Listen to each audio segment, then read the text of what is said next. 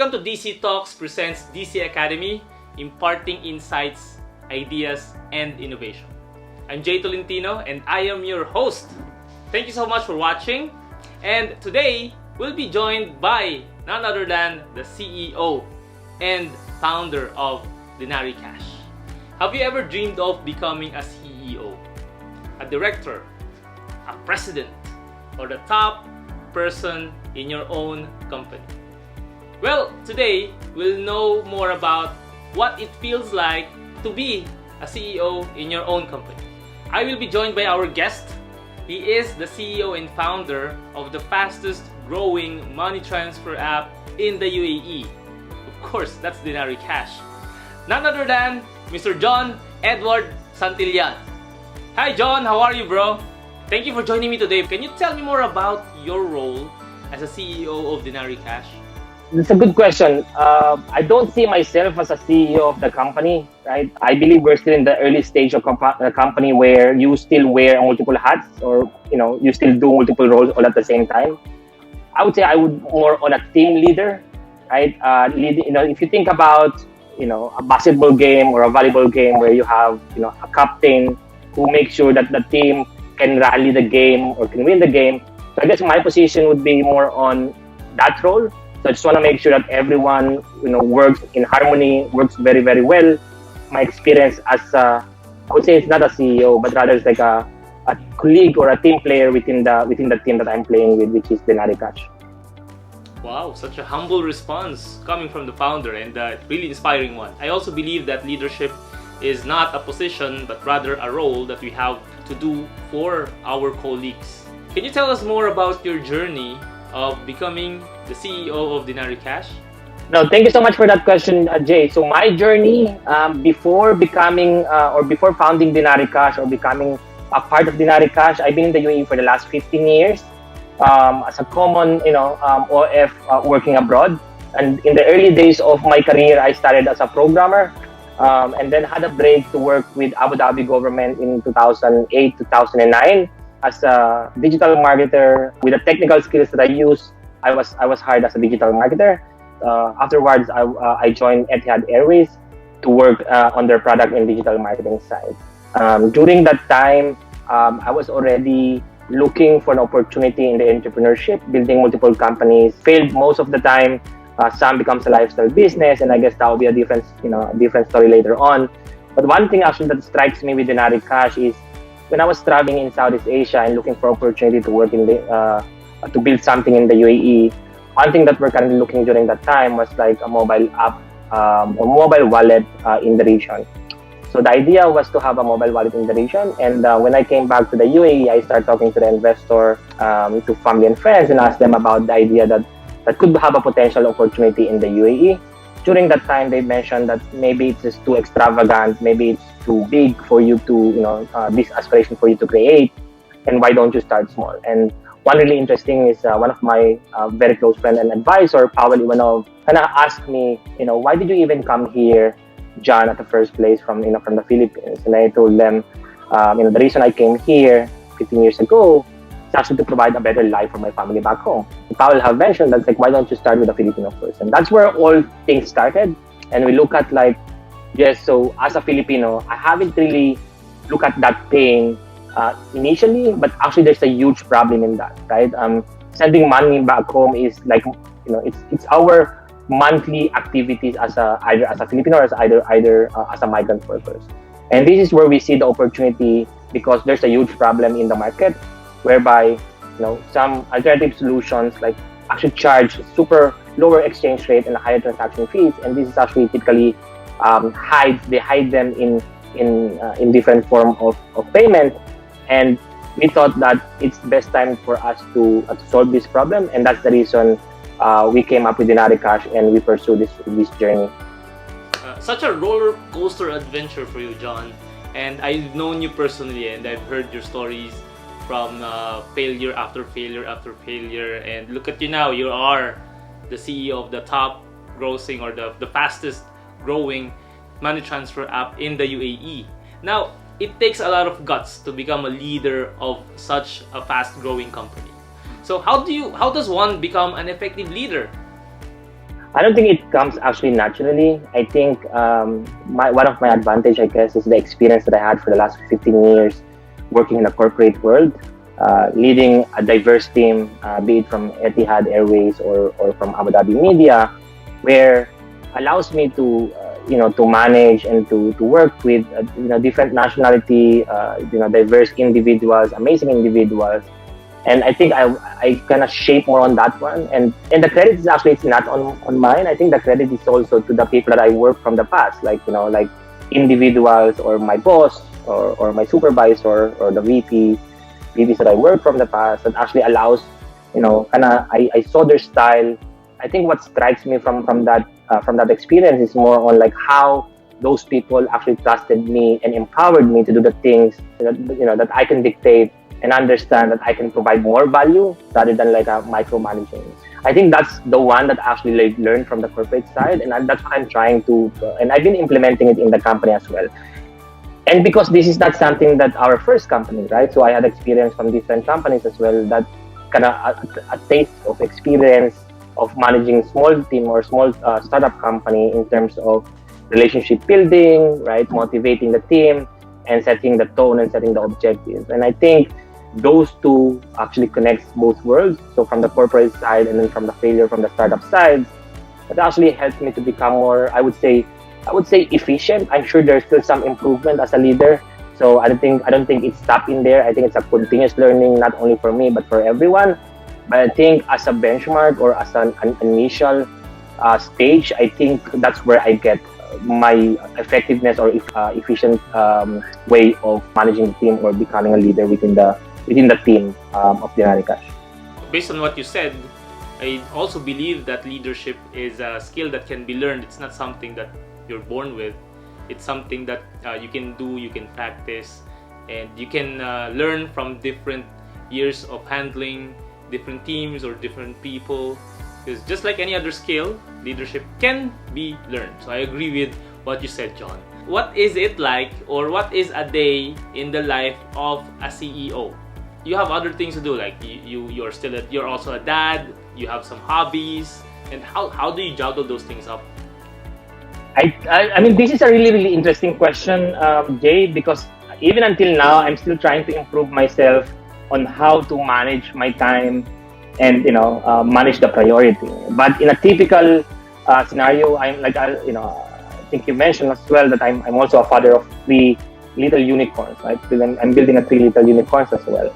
It's really difficult, but I think the really good thing is I like what I'm doing. I'm very passionate on what I'm doing, so that doesn't really affect me in terms of the pressure.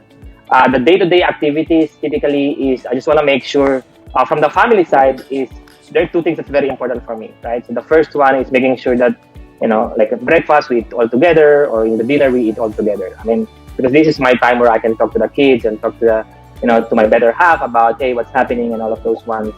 From the business side, first thing in the morning, I just want to make sure that I have a list of priority that needs to be executed, and then I start going through from the most difficult part or things that I can execute quicker, and then up to the last day of my priorities. Typically, talk to each individual of the team, right? So not sometimes, but most of the time, I don't join the call team anymore, and the reason for that is we've already started empowering some of the individuals that we knew that can become the next leader of the team, of the company, and we empowered them to lead. And so I spoke to those, I talked to them more regularly to make sure that we are aligned in terms of the objective that needs to be done, the things that need to be executed, and all of those ones. And then after that, it's just more on, as an early stage company, it's more on like talking to the customers, right? So from time to time, I receive messages like example from you, right? And from other individuals about, hey, what's the experience? How to do these things? What do you think about having this capability? How are you helping those people? So most important and the most critical part, and this is kind of our the way we see in the company, is in the customer first, talking to the customer, because we would like a customer to kind of help us to build this path of providing more value, creating more value for them. Other part of my day-to-day journey is more on building relationship with with other people, be it from the partnership side, be it from the investor side. building a company and building startup, it's more on relationship. It starts with the relationship building, right? So that's, I would say, the last part, and then I close the day more on talking again to the individual teams, what we've executed and what we've done. And then a typical scenario will be the next day again, right? So getting more excited about the next day and how we can help more migrant workers. Before it was only Filipinos, but now we have 11 countries that we are serving. So how we can help more of them to make sure that they're getting more value from Denarii Cash. Wow, you have so many things to do in every day. I couldn't even recall the number of activities that you have. So you start the day with your priorities.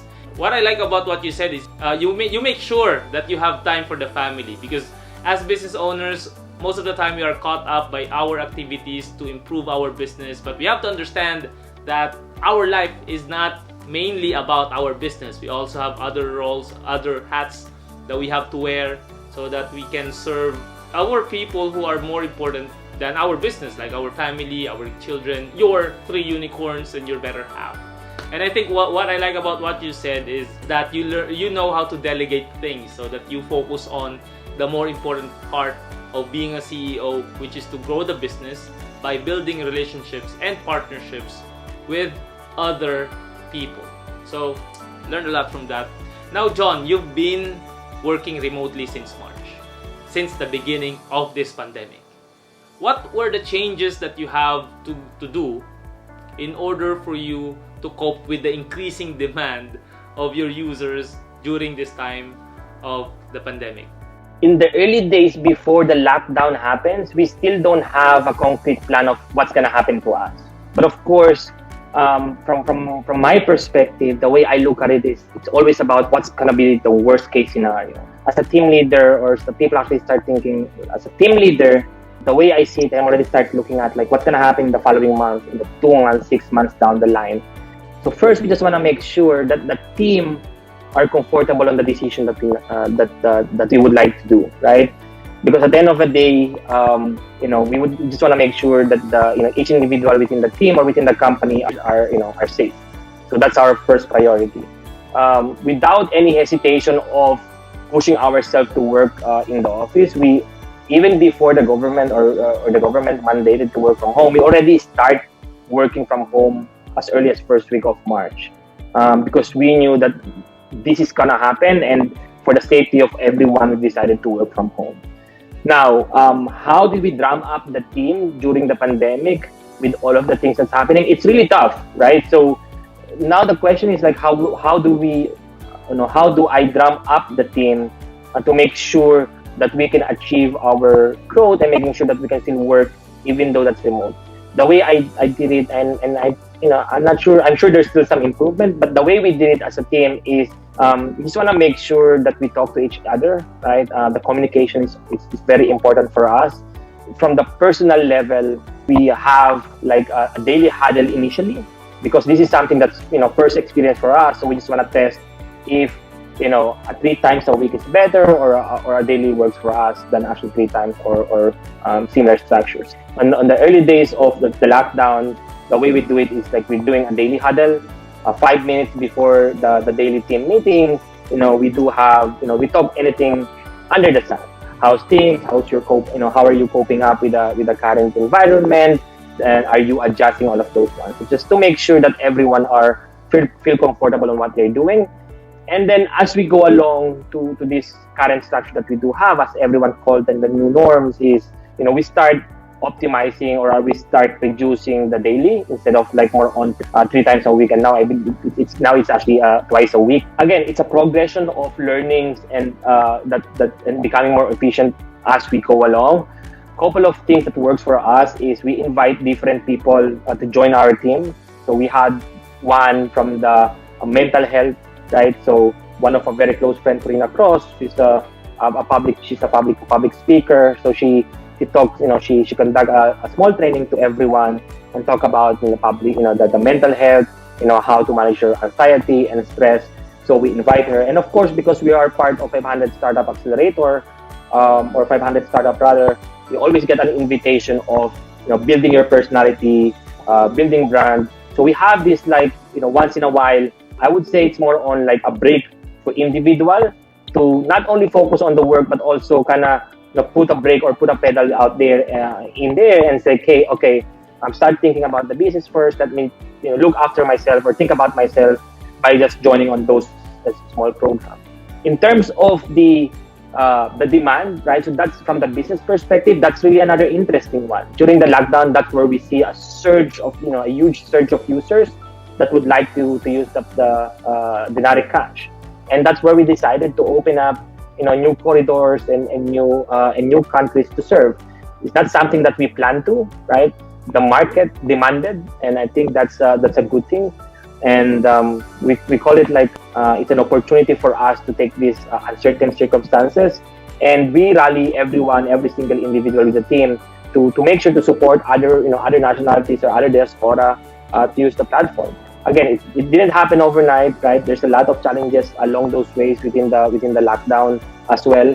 And the good thing is, as a team, we work very, very closely and we work together in harmony, I would say. That's why we managed to tackle all those challenges as a group and not as an individual. So many things that you've done in this just past few months. Working from home is definitely challenging. It's not the usual things that we've been used to. What you mentioned a while ago is also important about mental health. Now that there's pandemic, our main focus will still be the welfare of our employees. And I'm really glad that you mentioned about that. You're not just focused on just earning so much money out of these opportunities, and like what you mentioned about having new opportunities, you learned how to roll with the punches as they come. Great work on how you adapted on the situation today. Now, in terms of hiring and building a team, how do you find the right people, number one, and how do you train or bring out the best in each and every single member of your team? This is a good question. I think, again, from our side, this is a continuous learning from our side. How did I build the team? This is a really interesting story. I'll just make it a short summary or quick story about it. The initial team of Denarii Cash actually came out from the previous company that I built from the past. The good thing in there, or the upside in there, is we already know how to work with each other. We already know how to fill the gap if someone is not good in something, and how we can push each individual to deliver above and beyond in our personal capacity. The interesting part on that one is what's really a good thing happened as we start building the team with Denarii Cash. Each and every individual that came out from the previous company and joined here helped us to onboard these new colleagues that we do have, that we are working with, to make sure that they are comfortable working with each one of us. Right? So be it in the customer support, be it from the technical side, from the marketing side, and all of those ones. So that's how we start building the team. Now, in terms of hiring, as I always said, there's always be a room for improvement in there. The good thing is we always look for people actually referral, right, or referred by people that we know in the industry, that help us to vet, to filter out some of the things that we're looking at that actually could expedite the process of hiring. How to find the right people is something that we have a multiple process of screening, right? It takes a lot of time for us to onboard a person or future colleagues, because at the end of the day, what we would like to achieve is we would like to work with people that we really like. Very, very important for us to get the right people in the team, because one person, one bad apple could actually affect everyone, right? So the way we hire individuals is, it goes through a long process of vetting, right? It's kind of dating, right? We just want to make sure that you like someone that you're dating. So kind of sense first, like, where this person is coming from, and how see the vision or the mission of the company overall. And then if he really believes on what we're trying to solve, you can actually, I guess, from my perspective, you can sense it to a person if there's really a sincerity, or there's really like a conviction, rather than sincerity. There's a conviction in joining the team and solving this problem, because building a startup, it's not easy. So we just need to get, we just need to look for someone that actually have a higher conviction, very passionate about solving this problem. Choosing the right member for your team plays an important role in growing a business. Like what you said, having the right person to fit for the culture it plays a really important role in the entire chemistry of the team. You gotta understand that when you're hiring a person, you have to be selective, or you have to decipher if this person really fits that role even before he signs that paper. And good ideas that you shared and how you grow your people. So I think that's the reason why the business is growing. It's not because of that, just because of the demand of the market, but because you also, as a leader, know how to grow your people. Because there's a saying that goes that the role of a leader is to take care of their people, and their people will be the ones who are gonna take care of your clients or your customers. I really think that you're doing a great job in honing each and every member of the Denarii Cash family. Now, John, talking about leadership, how would you know if someone is an effective leader or not? That's a good question, Jay, right? I think there's a lot of that could come into play to become an effective leader. A couple of things that I could think from the top of my head are the following things. The first one is, walk your own talk, right? So if you say something that you're going to do, you do it, be it with a team or individually. I think the second one is accountability. Everyone is accountable on the outcome in their life. So regardless of what the world throws you, you decide how to react. We don't make excuses, or you don't make excuses.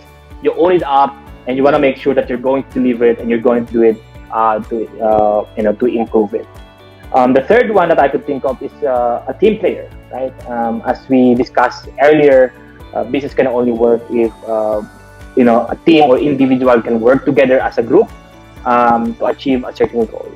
Culture fit in a team player is another factor to become an effective leader. The last one that I could think of is the transparency, right? So how the transparency is a key and important role to become an effective leader, showing that the challenges and where the things that can be improved is very important to grow the business. And I guess as a bonus point, I just want to add would be the communication side, right? Making sure that you communicate clearly what you want to do, what you or the team wants to do, and the clear objective and the deadline permits. I think those are some of the traits of an effective leader that I could think of from my side.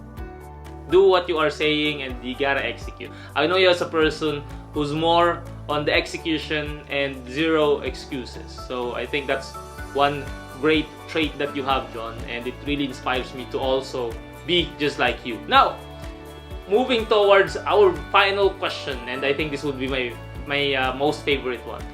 If I am to become the CEO of my company, what advice will you give me? I mean, it's a very broad question, Jay. If you're going to be a CEO of your company, I would say, follow those traits of becoming or to become an effective leader or effective CEO rather as well. So like the one that we talked, right? So, walk your own talk, becoming accountable, transparency, and communication. If you're going to use a similar model that I could advise you is, if you'd like to do something, commit on that one, and then be accountable on the commitment, and then be transparent to yourself or the people that you would like to work with, right? And communicate it clearly. I think it's the same thing that I mentioned earlier, and that would be the best advice that I could give you. I know that we've been kind of talking personally on different side, and I think from the personal level of advice, I think that advice is definitely fits and suits for you, Jay. Now, I really learned a lot from this interview. Being a CEO is totally not an easy role to fill in. But if you have the heart, the passion, and the compassion of Jon Santillan, then I think you definitely succeed. Now, some things that I learned from this interview is that before he even started Denarii Cash, he really worked his way up. He gained a lot of experience and a lot of failures as well, which is probably fit for another interview. And he answered the demand of the market, and he also made sure that his team is well taken care of.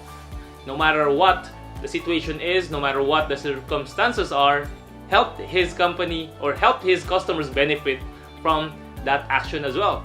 Now, other things that I learned are the different traits that every leader should have. And as a CEO of my own company, those are the same traits that I have to also execute upon. Now, John, thank you so much for your time for today, and thank you so much to you who is watching this right now.